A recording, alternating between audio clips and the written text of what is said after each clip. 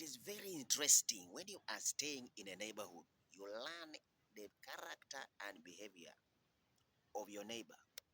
Can be very interesting. Are you hearing? I have a very interesting woman, a friend of my very own wife. Very early in the morning, she can come and knock on your door. And what is she asking for? Salt. Please give me some salt. I need to prepare some food for my husband and stuff like that. You give salt. Shortly after, in the evening, again, she returns to ask for fire. Give me some fire.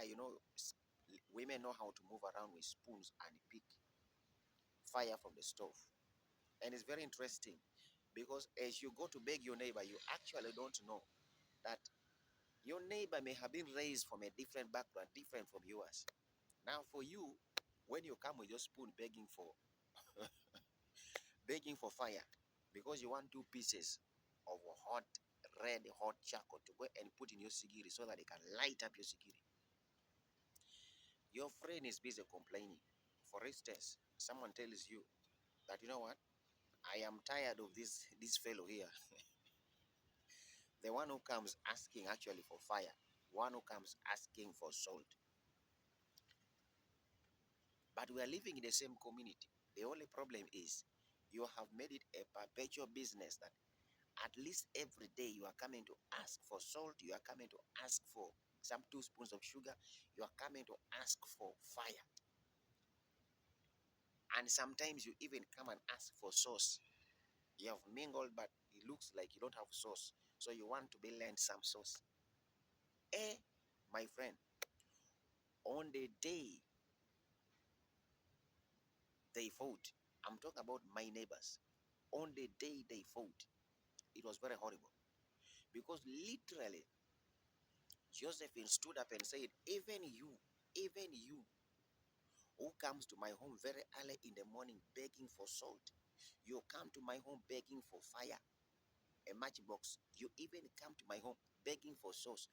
You are now the one talking about me in the neighborhood, gossiping about me. Are you hearing? You have lacked what to say. You now have to take my name around the village. You, as naked as you are, I give you salt, I give you sugar, you come begging for things in my home, and now you are the one trying to despise me. Let me address you today. From today, stop coming to my home very early in the morning begging for small things like salt, begging for small things like fire.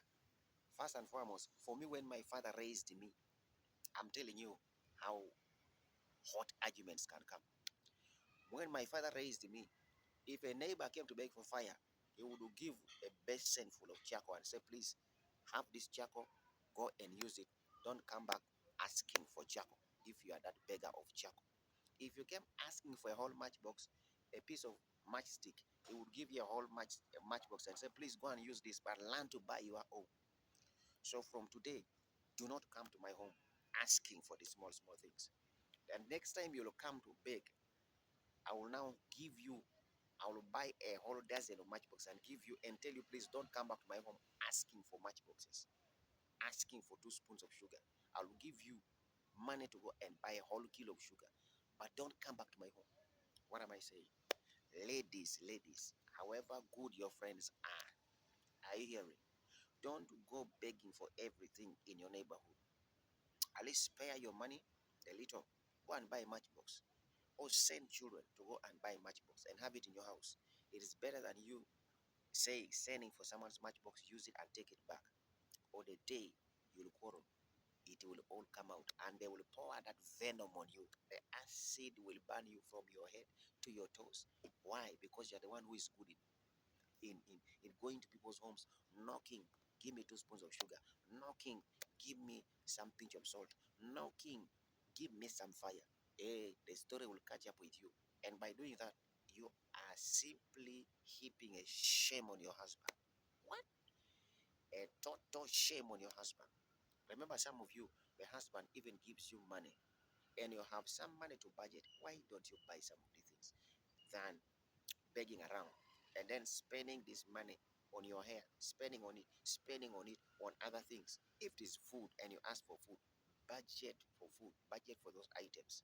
Sometimes you don't need to ask for a matchbox from a man. If you're a housewife, you've gotten a budget of 10,000, just ensure you tear something out of it, buy a matchbox, buy a pinch of salt, a sacket of salt, buy the small, have them so that you don't embarrass yourself. Are you hearing?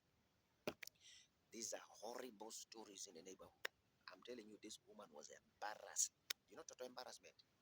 When someone you've been begging salt, sugar, fire, whatever, even sauce, gets up and literally undresses you and tells the public how you go knocking her door every morning.